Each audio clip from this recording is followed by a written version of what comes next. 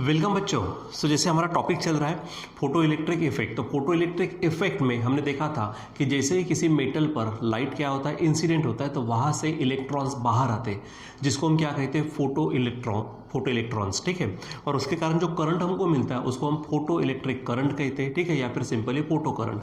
फिर उसमें जो आने वाली जो कुछ टर्म्स थी, जैसे हमारे पास में थ्रेशोल्ड फ्रीक्वेंसी था, ठीक है, वर्क फंक्शन था, ठीक है, थ्रेशोल्ड वेवलेंथ था, ठीक है। सो ये सब चीज़ें हमने वहाँ पर ऑलरेडी देख चुके हैं। ठीक है।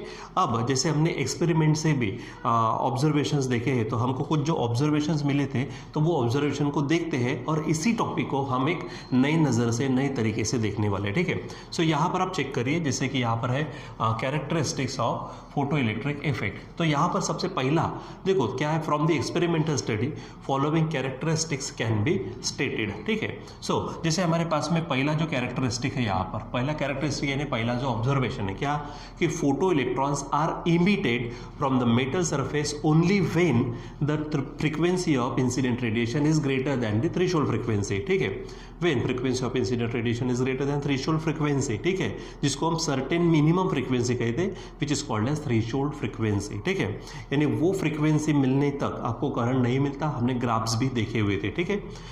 फिर ध्यान में रखो कि threshold frequency is different for different material. अगर मेटल अगर चेंज हो जाता है, मटेरियल अगर चेंज होता है, तो वहाँ पे उसकी फ्रीक्वेंसी यानी थ्रेशोल्ड फ्रीक्वेंसी भी अलग रहेंगी। और आपको फोटो इलेक्ट्रिक करंट तभी मिलेगा जब थ्रेशोल्ड फ्रीक्वेंसी से ऊपर की फ्रीक्वेंसी वाला लाइट वहाँ पर इंसिडेंट होगा। ठीक है।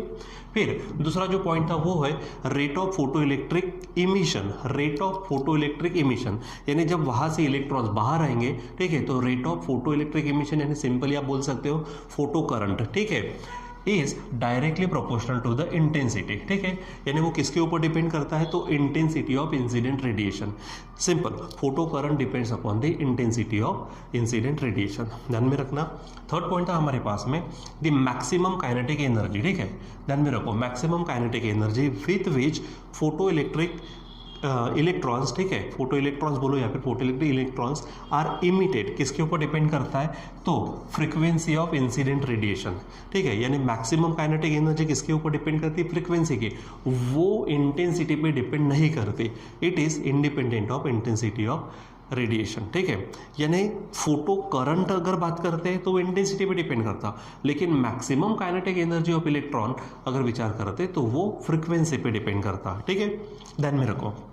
फिर चौथा पॉइंट हमारे पास है photo electric effect is an instantaneous process. अब इंस्टेंटेनियस प्रोसेस का मतलब क्या है, उसमें कुछ भी टाइम लैग नहीं होता, यानी इंसिडेंस ऑफ लाइट, ठीक है, और इमिशन ऑफ इलेक्ट्रॉन्स, ये बहुत ही फास्ट होता है, उसमें कुछ भी टाइम बर्बाद नहीं होता। ठीक है, that is there is no time lag between the incidence of light and emission of photo electrons. ठीक है, यानी जैसे ही लाइट आया वैसे इलेक्ट्रॉन्स बाहर निकलना चालू, यानी वैसे सिंपली आपको करंट मिलना चालू हो जाएगा। ठीक है। सो कौन से चार पॉइंट है, इलेक्ट्रॉन्स कब इमिट होंगे, जब थ्रेशोल्ड फ्रीक्वेंसी के ऊपर की फ्रीक्वेंसी मिलेंगी। दूसरा पॉइंट, जो फोटो इलेक्ट्रिक करंट है यानी rate of emission of electrons किसके ऊपर डिपेंड करता है, इंटेंसिटी के ऊपर। मैक्सिमम काइनेटिक एनर्जी किसके ऊपर डिपेंड करती है, फ्रीक्वेंसी के ऊपर, वो इंटेंसिटी पे डिपेंड करती नहीं, और उसमें कुछ भी टाइम लैग नहीं है, या इंस्टेंटेनियस प्रोसेस है, बहुत ही फास्ट होने वाली प्रोसेस है, ये आप ध्यान में रखो। ठीक है। अब ये जो बच्चों हमने क्या किया है, फोटो इलेक्ट्रिक इफेक्ट देखा है, फोटो इलेक्ट्रिक इमिशन देखा है। जैसे हमारे पास में चार प्रकार के इमिशन थे हमारे पास, thermionic emission, photo electric emission, field emission, secondary emission. उसमें से हमारा टॉपिक था फोटो इलेक्ट्रिक इमिशन का। उसमें जो भी एक्सपेरिमेंटल सेटअप देखा, उसमें जो भी ऑब्जर्वेशंस देखे, ये फाइनली 4 ऑब्जर्वेशंस हमारे पास है। अब यही सब चीज़ें बच्चों हम किसके जरिए देखने वाले, आइंस्टाइन्स फोटो इलेक्ट्रिक इक्वेशन। किसके नज़र से देखेंगे हम इसको, आइंस्टाइन्स फोटो इलेक्ट्रिक इक्वेशन, यानी प्रैक्टिकली इक्वेशन का सहारा लेकर हम इसे, इन जो 4 पॉइंट्स हम यहाँ पर पढ़े हैं, जो कैरेक्टरिस्टिक्स हम पढ़े, वो पूरे के पूरे वैसे ही हमको डबल पढ़ना है, लेकिन किसका सहारा लेंगे हम, आइंस्टाइन का फोटो इलेक्ट्रिक इक्वेशन। लेकिन आपको सबसे पहले तो आइंस्टाइन का फोटो इलेक्ट्रिक इक्वेशन मालूम चाहिए। ठीक है। सो हम वो पढ़ते हैं, कौन सा, आइंस्टाइन फोटो इलेक्ट्रिक इक्वेशन, और उससे पूरे के पूरे चारों कैरेक्टरिस्टिक्स को हम फिर से डबल देखते हैं। सिंपल बातें वो फट से ध्यान में आ जाती है। अब बात क्या है कि जो आइंस्टाइन फोटो इलेक्ट्रिक इक्वेशन है, तो आइंस्टाइन ने जो जिसकी थ्योरी यूज़ की थी वो थी प्लैंक क्वांटम थ्योरी। यानी अगर हम बात करते हैं यहाँ पर बेस के, ठीक है, यहाँ पर किसकी बात करते हैं, आइंस्टाइन फोटो इलेक्ट्रिक इक्वेशन किसके ऊपर बेस करता है, तो प्लैंक क्वांटम थ्योरी, क्या बोलेंगे हम, प्लैंक्स क्वांटम थ्योरी।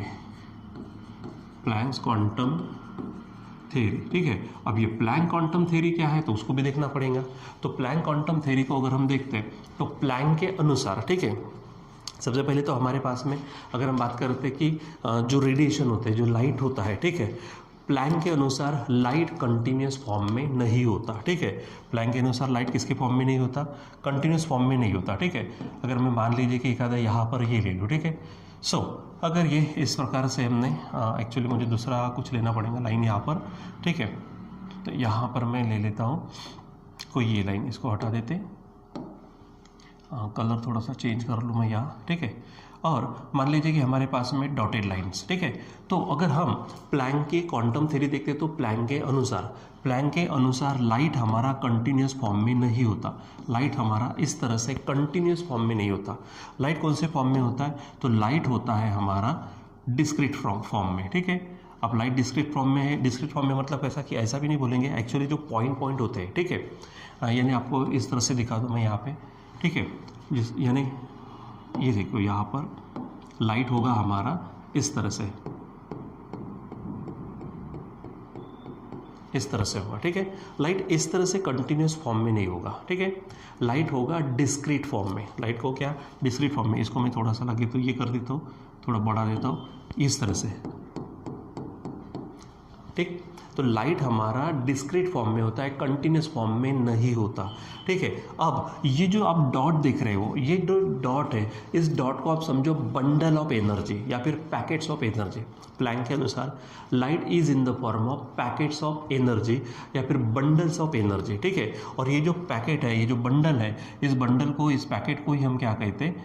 यहाँ पर क्वांटम कहते हैं। ये जो हमारे पास में है इसको क्या कहेंगे? हम क्वांटा कहेंगे, ठीक है। इसको क्या कहेंगे हम? क्वांटा, या फिर ठीक है इसको हम कहते हैं फोटॉन। इसको क्या कहते हैं हम? फोटॉन कहते हैं, ठीक है। यानी एक पैकेट एक क्वांटा या फिर एक फोटॉन समझो, ठीक है। अब इसकी जो एनर्जी होती है, ठीक है, एक फोटॉन की एनर्जी ऑफ सिंगल फोटॉन, क्या बोलेंगे हम यहाँ पर? Energy of single photon, energy of photon. तो फोटॉन की जो एनर्जी है वो समझो मैं ई से बताता, and it is equal to h nu, ठीक है। अब सबसे पहले देखो फिर से एक बार, आइंस्टाइन का फोटो इलेक्ट्रिक इक्वेशन किस पे बेस करता है? प्लैंक क्वांटम थ्योरी के ऊपर में। प्लैंक एंड क्वांटम थ्योरी क्या कहती है? यानी प्लैंक के अनुसार क्या होता है कि light is not in the continuous form, वो कंटिन्यूस फॉर्म में नहीं रहता, ठीक है। वो रहता हमारे कौन से? डिस्क्रीट फॉर्म में। डिस्क्रीट फॉर्म में यानी इस तरह से आपको मिलेगा, ठीक है। एक एक बंडल्स ऑफ एनर्जी, ठीक है, या फिर पैकेट्स ऑफ एनर्जी। और सिंगल पैकेट को हम या तो क्वांटा कहेंगे या फिर फोटोन कहेंगे। एंड फोटोन की एनर्जी जो होती है वो होती है एच न्यू इतनी, ठीक है। फोटोन की एनर्जी कितनी होती है हमारे पास में? एच न्यू इतनी, ठीक है। तो अब यहाँ पे जो H है हमारे पास, ठीक है, इस H को हम कहेंगे, ठीक है, हाँ, इस H को हम कहेंगे प्लैंक क्वांटम कांस्टेंट, ठीक है। इसको कहेंगे हम प्लैंक्स कांस्टेंट, ठीक है। इसको ये फिक्स वैल्यू है हमारी प्लैंक कांस्टेंट, ठीक है। तो H की वैल्यू अगर देखेंगे तो 6.63 इंटू 10⁻34 जूल सेकंड ये मिलते हैं, ठीक है। ये हमारे पास H की वैल्यू है। अब रही बात, ये जो हमारी न्यू है ये हमारी फ्रिक्वेंसी है। ये हमारी क्या है? फ्रिक्वेंसी, ठीक है, फ्रिक्वेंसी ऑफ इंसिडेंट रेडिएशन, ठीक है, रहेगा ध्यान में। सो यहाँ पर अगर हम बात करते हैं, हमको किसको देखना है? एक्चुअली आइंस्टाइन्स के फोटो इलेक्ट्रिक इक्वेशन को देखना है। प्लैंक क्वांटम थ्योरी पे बेस करता है। प्लैंक क्वांटम थ्योरी के अनुसार वो लाइट बंडल्स ऑफ एनर्जी यानी फोटोन के फॉर्म में होता है, उसकी एनर्जी एच न्यू होती है। न्यू यहाँ पे फ्रिक्वेंसी है और ये एच प्लैंक कांस्टेंट है जिसकी वैल्यू हमारे पास 6.63 है, ठीक है। चलो अब हम इसको क्या करते हैं, आगे में पढ़ते, ठीक है। यहाँ पर देखिए, अब आइंस्टाइन ने इसी चीज़ का इस्तेमाल किया, किसके? प्लैंक के क्वांटम थ्योरी का।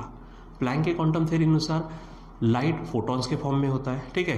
अब आइंस्टाइन ने क्या विचार किया? देखो, जैसे हमारे पास में मेटल है समझो, ठीक है, जैसे हमारे पास में ये हमारे पास मेटल सरफेस है, इसमें हमारे पास क्या है? इलेक्ट्रॉन्स है। इसमें हमारे पास क्या है? इलेक्ट्रॉन्स। जब लाइट इसके ऊपर में आएगा ना बच्चों, ठीक है, तो लाइट जब इसके ऊपर आएगा तो लाइट एक्चुअली ऐसा कंटिन्यूस फॉर्म में तो आ नहीं रहा, वो कौन से फॉर्म में आ रहा है? वो आ रहा है हमारे किस फॉर्म में? ये ऐसे डॉटेड के फॉर्म में आ रहा है, ठीक है। डॉट है ना, यहाँ पर डॉट बताया हमने, एक्चुअली वो फोटोन के फॉर्म में आ रहा है, ठीक है। तो जब ये आएगा तो जो फोटोन है वो फोटोन और इलेक्ट्रॉन इसमें कोलिजन होगा। फोटोन और इलेक्ट्रॉन में क्या हो जाएगा? कोलिजन। और जब कोलिजन होगा तो जो फोटोन है वो फोटोन अपनी पूरी एनर्जी किसको दे देगा, इलेक्ट्रॉन को दे देगा, ठीक है। यानी electron will absorb all the energy of the photon, ठीक है, कोलिजन के दरमियान, ठीक है। जैसे अगर मान लीजिए अब ये हमारे पास में ये इसके साथ अगर टकरा गया तो इसकी पूरी एनर्जी किसको मिल जाएगी, इस इलेक्ट्रॉन को मिल जाएंगे, ठीक है। और फिर इलेक्ट्रॉन, ठीक है, इलेक्ट्रॉन के पास अब कितनी एनर्जी है, तो इलेक्ट्रॉन के पास फिर से h में इतनी एनर्जी है, ठीक है। अब वो h का क्या करता है उस पर डिपेंड करता है, ठीक है। अब हमारे पास में यानी एनर्जी ऑफ इलेक्ट्रॉन कितनी हो गई, तो एनर्जी ऑफ फोटोन, यहाँ पर हम बोलेंगे क्या, energy of electron is equal to क्या हो जाएगा, एनर्जी ऑफ फोटोन हो जाएंगी ये। तो अब इसके पास इलेक्ट्रॉन के पास में भी क्या है, h इतनी एनर्जी है, ठीक है। अब ये डिपेंड करता है कि हमारा जो इलेक्ट्रॉन है जिसकी एनर्जी h है उस एनर्जी का वो क्या करे, ठीक है। जैसे बच्चों देखो हमारे पास जब हम खाना खाते हैं तो हमको भी तो एनर्जी मिलती है, तो ऐसा थोड़ी ना है कि हम एक ही काम करने में पूरी एनर्जी बर्बाद करते हैं। अब देखो ना हमारे डे टू डे लाइफ में हम डिफरेंट टास्क में हम क्या करते हैं, एनर्जी बर्बाद करते हैं, ठीक है, बर्बाद करते हैं या फिर एक्चुअली खर्च होती है, ठीक है। हम पढ़ाई करते हैं, हम खेलने कूदने जाते हैं, हम कुछ और भी करते हैं, ठीक है। यानी अलग अलग एक्टिविटीज़ में आपकी क्या होती है, एनर्जी खर्च होती है। उसी प्रकार ये जो एनर्जी ऑफ क्या है, इलेक्ट्रॉन है, कितनी, h, ये एनर्जी भी दो तरीके से यूटिलाइज होती है। सबसे पहले क्या होता है कि यहाँ से, ठीक है, कुछ एनर्जी क्या होती है, इलेक्ट्रॉन को बाहर निकालने के लिए काम आती है, ठीक है। यानी some part of energy is use to take out the electrons from the metal, ठीक है, उसको हम देते नाम W0। अब बोलेंगे अब W0 क्या आता है, तो already we have seen W0 it is the work function which is the minimum amount of energy required to take out the electrons from the metal surface. Metal surface से बाहर निकालने के लिए जो एनर्जी रिक्वायर्ड होती है वो energy कहलाती है W0 यानी वर्क फंक्शन, ठीक है। ये होते हैं। दूसरा होता है कि ये जो हमको इलेक्ट्रॉन्स है, ठीक है, इलेक्ट्रॉन देखो अब ये यहाँ से बहुत सारे इलेक्ट्रॉन के बीच में से बाहर आएगा, ठीक है, उसके लिए जो एनर्जी लगेगी वो W0 गई, लेकिन जैसे बाहर आ गया अब वो क्या है, बहुत ही ज़्यादा फ्री है, तो वो बहुत ही फास्ट क्या होगा, मोशन में आएगा, बहुत ही फास्ट होगा, बहुत ज़्यादा वेलोसिटी होती है, तो उसकी एनर्जी भी सबसे ज़्यादा होंगी, यानी उसकी काइनेटिक एनर्जी होंगी। तो बची हुई एनर्जी क्या होती है, kinetic energy, maximum kinetic energy में बदल जाती है, ठीक है। ये मैक्सिमम काइनेटिक एनर्जी और W0 इसमें ये एनर्जी क्या होती है, यूटिलाइज होती है, ठीक है। यानी अगर हम यहाँ पर बात करते हैं, ठीक है, तो यहाँ क्या हो जाएगा, h, ये जो एनर्जी है, h इतनी energy is utilise to take out the electrons from the metal surface, for that energy required is W0 यानी work function, and remaining part is converted into maximum kinetic energy. यहाँ पर वो maximum kinetic energy में क्या हो जाएंगे, बदल जाएंगे, ठीक है, मैक्सिमम काइनेटिक एनर्जी में वो बदल जाएंगे, ठीक है, ये हो जाएगा। अब यहाँ से ना आप क्या कर सकते हो, काइनेटिक एनर्जी को आप अकेला कर दो, मैक्सिमम काइनेटिक एनर्जी, आज ई बराबर निकल नहीं रहा, मैक्सिमम काइनेटिक एनर्जी, ठीक है। अब इसको हमने अकेला करना है तो W0 इधर आएगा, तो h न्यू माइनस W0 हो जाएगा, ठीक है, h न्यू माइनस W0, ठीक है। अब आप इसको थोड़ा सॉल्व अगर करते हो तो यहाँ पर देखो काइनेटिक एनर्जी मैक्सिमम, आप काइनेटिक एनर्जी को फार्मूले में भी लिख सकते हो, ठीक है। अब यहीं पे आप देखो ये h न्यू है हमारे पास, जो हमारे पास W0 है वो क्या रहता, h न्यू 0 रहता, ठीक है। यानी हम इसको एनर्जी, आखिर में वही भी एनर्जी है, ठीक है, minimum energy required to take out the electrons. अब h nu minus h nu है, न्यू 0 है, तो उसमें से h को आप बाहर निकाल दो तो सिंपली बचेगा क्या, h माइनस न्यू 0, ठीक है। तो ये जो आपको क्या मिला है, इक्वेशन मिला है। अब ये इक्वेशन और कुछ नहीं है, क्या कहलाता है वो, energy, Einstein's photo electric equation, जो हमारी हेडिंग थी आइंस्टाइन्स फोटो इलेक्ट्रिक इक्वेशन। तो ये इक्वेशन है हमारे पास में, ठीक है। अब क्या क्या था, तो इसको बराबर करो, प्लैंक क्वांटम के अनुसार एनर्जी फोटॉन्स के फॉर्म में होती है, बंडल्स ऑफ एनर्जी के फॉर्म में, ठीक है। आइंस्टाइन कहता है कि वो जो फोटॉन्स है वो जब मेटल पे आते हैं तो वो फोटॉन्स इलेक्ट्रॉन्स के साथ कोलाइड होते हैं, कोलाइड होने के कारण अपनी पूरी एनर्जी इलेक्ट्रॉन को दे देंगे। अब इलेक्ट्रॉन की एनर्जी जो बनेगी वो बनेगी हमारी h न्यू, वो दो तरीके से यूटिलाइज होंगी। एक तो इलेक्ट्रॉन को बाहर निकालने के लिए लगने वाली एनर्जी वो कहलाती है हमारे पास में ये, ठीक है, W0, और बाकी बची हुई एनर्जी किस में कन्वर्ट होंगी, मैक्सिमम काइनेटिक एनर्जी। इसको अगर सॉल्व करते हैं तो फाइनली आपको ये इक्वेशन मिलता है, and this is the Einstein's photo electric equation. ठीक है, आप इसको ऐसा लिख सकते हो जैसे काइनेटिक एनर्जी का formula half m v max, ठीक है, यानी मैक्सिमम वेलोसिटी के साथ निकलेगा, is equal to h bracket में न्यू यहाँ पे एच लिखा मैंने, एच नहीं चाहिए, यहाँ पर हमारा न्यू चाहिए। ठीक है, न्यू माइनस न्यू जीरो। ठीक है, न्यू माइनस न्यू जीरो। ठीक है, सो आप दोनों में से कोई भी इस्तेमाल कर सकते हो। ठीक है, so maximum kinetic energy is equal to h nu minus nu zero. अब इस इक्वेशन का इस्तेमाल करके हमको क्या करना है, जो हमने यहाँ पर क्या करे थे, ये जो पॉइंट्स पड़े थे, इन पॉइंट्स को फिर से एक बार हमको देखना है। ठीक है, लेकिन किसका इस्तेमाल करके, इसका। ठीक है, kinetic energy, maximum kinetic energy is equal to h nu minus nu zero, यानी आइंस्टाइन्स फोटो इलेक्ट्रिक इक्वेशन। इसे क्या कहेंगे हम, आइंस्टाइन्स फोटो इलेक्ट्रिक इक्वेशन। ठीक है, ये ध्यान में रखो, इसका इस्तेमाल करते। चलो, तो हमारे पास है, इसको थोड़ा सा मैं साइड में सरका देता हूँ उधर में, ठीक है, ताकि आपको पॉइंट्स भी दिखे और ये भी दिखे। ठीक है, सो हमारे पास इक्वेशन क्या है बच्चों, अभी देखा हमने, कौन सा, काइनेटिक एनर्जी मैक्सिमम। ठीक है, maximum kinetic energy is equal to, क्या फार्मूला है, चलो बताओ, h nu minus nu zero. ठीक है, ये है हमारे पास। चलो अब इसका इस्तेमाल करते हैं।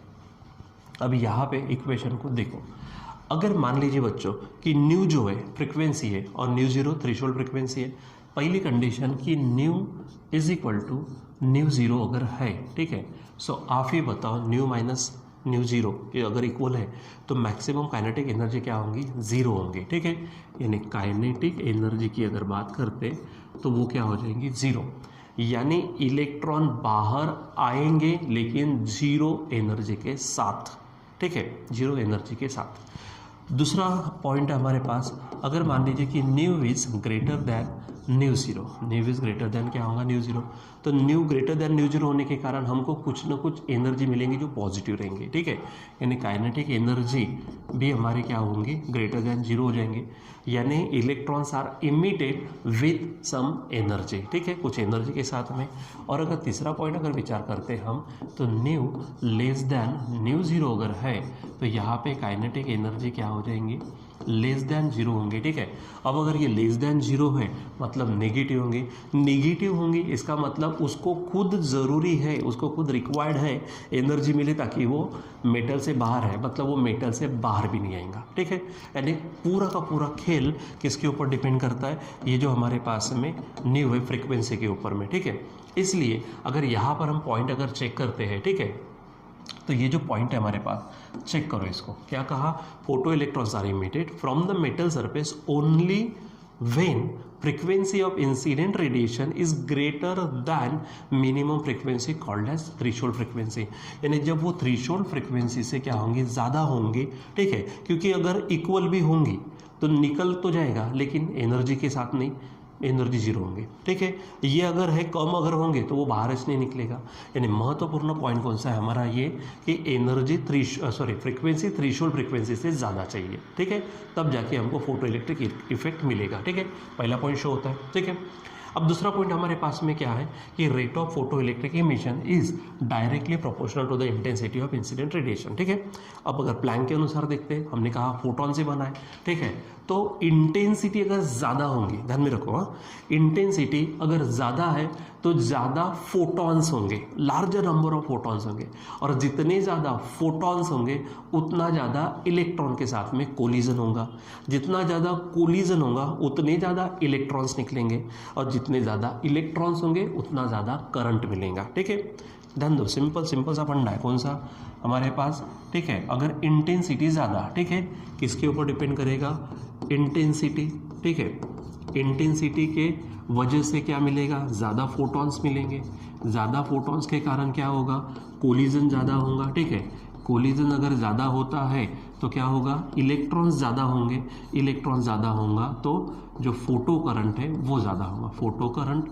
ठीक है, फोटो करंट हमारे पास ज़्यादा होगा। मतलब सिंपल यहाँ पे वही तो पॉइंट है, the rate of photo electric emission यानी photo current is directly proportional to the intensity. ठीक है, यानी इंटेंसिटी ज़्यादा, फोटोन ज़्यादा, कोलिजन ज़्यादा, इलेक्ट्रॉन ज़्यादा, करंट ज़्यादा। ठीक है, यानी ये सेकंड पॉइंट भी यहाँ पर क्या होता है बच्चों, प्रूव होता है। ठीक है, फिर उसके बाद में क्या है, maximum kinetic energy with which photo electrons, ठीक है वो उधर सरका है, with which photo electrons are emitted depends upon frequency. ठीक है, किसके ऊपर डिपेंड करता है, फ्रिक्वेंसी के ऊपर, and it is independent of intensity of radiation. अब सिंपल है, क्या है, मैक्सिमम काइनेटिक एनर्जी और फ्रिक्वेंसी का रिलेशन। अब यहाँ पर चेक करो, बोला यहाँ पर तो है ही लिखा पड़ा है। ठीक है, कौन सी चीज़ कि यहाँ पर देखो मैक्सिमम काइनेटिक एनर्जी किसके ऊपर डिपेंड कर रही है, फ्रिक्वेंसी के ऊपर में डिपेंड कर रही है। ठीक है, यानी ऑटोमेटिक यहाँ पे तीसरा पॉइंट भी क्या होता है, प्रूव होता है। ठीक है, फिर आगे photo electric effect is an instantaneous process, यानी there is no time lag between the incidents of light and emission of हमारा फोटो इलेक्ट्रॉन्स। ठीक है, तो ये सिंपल है, यानी इसके बीच में कुछ भी क्या नहीं है, टाइम लैग नहीं होता। जैसे ही फोटॉन्स आए, लाइट आने का मतलब अब क्या, फोटॉन्स आना। ठीक है, जैसे फोटॉन्स आए पट से क्या होगा, कोलिजन, पट से कोलिजन होगा, पट से इलेक्ट्रॉन्स बाहर आएंगे, हमको इलेक्ट्रिक करंट मिलेगा, यानी वो इफेक्ट मिलेगा। ठीक है, यानी उसमें कुछ भी टाइम लैग नहीं है। तो बच्चों अगर हम बात करते हैं यहाँ पर, ठीक है, यहाँ पर अगर हम बात करते तो जो चीज़ें यहाँ हम पढ़े थे किसके अनुसार, ऑलरेडी हमने एक्सपेरिमेंट से देखा उसको, और वो पूरी की पूरी बातें किससे प्रूव हो जाती है, हमारे जो हमारा आइंस्टाइन का फोटो इलेक्ट्रिक इक्वेशन है, आइंस्टाइन का फोटो इलेक्ट्रिक इक्वेशन, जो ये इक्वेशन है हमारे पास में। ठीक है, इस इक्वेशन के से पूरे पॉइंट्स क्या होते हैं, क्लियर होते हैं। ठीक है, अब ये जो फोटोन है ना बच्चों, ये फोटोन ही हम पार्टिकल के रूप में ले सकते हैं। ठीक है, क्योंकि हमने कहा ना बंडल्स ऑफ एनर्जी यानी पैकेट्स ऑफ एनर्जी, यानी पार्टिकल के रूप में ले सकते हैं। इसलिए भी इसको हम ड्यूअल नेचर कहते हैं। ठीक है, एक तो वेव थ्योरी के अनुसार और दूसरा पार्टिकल नेचर। तो पार्टिकल नेचर यानी कौन सा, फोटोन वाला नेचर जो हमारा। ठीक है, सो बच्चों यहाँ पर हमारे पास क्या होता है कि जो हमारा फोटो इलेक्ट्रिक इफेक्ट है, हमने उसको एक्सपेरिमेंट से भी देखा, उससे कैरेक्टरिस्टिक्स देखा, और उन्हीं कैरेक्टरिस्टिक्स को हमने चेक किया किससे, by using the photo Einstein photo electric equation. ठीक है, एंड क्या है वो इक्वेशन, तो kinetic energy is equal to h nu minus nu zero. ठीक है, ये पूरे के पूरे पॉइंट्स वहाँ पर क्या होते हैं, क्लियर हो जाते हैं, जो भी हमने यहाँ पर देखा। ठीक है, सो यहाँ पर इस तरह से ये पॉइंट्स, ये फोटो इलेक्ट्रिक इफेक्ट क्या होता है उसको आपको ध्यान में रखना है। अब इसी का इस्तेमाल ना बच्चों, जैसे फोटो सेल में होता है, कुछ चीज़ें जो हम यूज़ करते हैं। ठीक है, जो अलग अलग अप्लायंसेस होते हैं। ठीक है, जैसे सोलर पैनल अगर है, ठीक है, मान लीजिए, तो वहाँ पर भी उसी का इस्तेमाल होता है। हमारे जो स्ट्रीट लाइट होते हैं वहाँ पे आप देखते छोटे छोटे सोलर पैनल होते हैं, वहाँ पर भी इस्तेमाल होता है। फोटो सेल में इस्तेमाल होता है, जहाँ दूर दराज में क्या नहीं इलेक्ट्रिसिटी पहुँच नहीं सकती। ठीक है, तो वहाँ पर हम इसका इस्तेमाल कर सकते हैं, और इसका इस्तेमाल करके हमको इलेक्ट्रिसिटी मिल सकती है। ठीक है, यानी कुछ ना कुछ हमारा काम तो चल ही जाएगा वहाँ पर। ठीक है बच्चों, तो यहाँ पर ये हमारे पास में फोटो इलेक्ट्रिक इफेक्ट, ठीक है, उसके कैरेक्टरिस्टिक्स, उसको टैली भी किया आइंस्टाइन के फोटो इलेक्ट्रिक इक्वेशन से। ठीक है, बाकी और हम इसको कंटिन्यू करने वाले बाद में नेक्स्ट क्लास में। तो आज के लिए बस इतना ही, बाकी हम कंटिन्यू करेंगे नेक्स्ट क्लास में। Till then bye.